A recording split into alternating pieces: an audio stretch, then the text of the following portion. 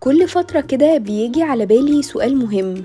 هو أنا أم كويسة؟ كلنا كأمهات بنسأل نفسنا شوية أسئلة كده، هو أنا أم كويسة؟ هو أنا بعمل إيه غلط؟ ليه مش بعرف أفهم وأوصل لمشاعر ولادي؟ بس في الحقيقة مش إني أم وحشة، لكن ساعات كنت محتاجة طريقة تانية أو وسيلة تخليني أقرب من بنتي أكتر وسط بقى زحمة المذاكرة والمشاوير والدوشة طول الوقت، لحد ما لقيت لعبة عالم إيموجي. واللعبة دي مش مجرد تسلية، دي أكتر من كده بكتير. كل مربع على البورد مش مجرد خطوة في لعبة، دي بوابة لفتح كلام وحوار بيني أنا وبنتي. يعني مثلا لما وقفنا على مربع عرف نفسك، طلعنا كروت كتير وسألتها أسئلة كتير قوي، زي ايه اكتر حاجة بتحبها في نفسها، ولو كانت حيوان كانت حابة تكون ايه. وبصراحة طلعت ابداعات كتير وقعدت تمثل كمان. ولما وقفنا على مربع ماذا لو، الكروت دي بقى خلتنا نفتح نقاشات تانية، زي مثلا لو كانت بطل خارق كانت ممكن تعمل ايه وتساعد مين. وكل سؤال كان بيخليها تبين مشاعرها اكتر وانا افهم اكتر هي بتفكر ازاي. واللي بجد اثر فيا قوي لما طلعنا كارت وسألتها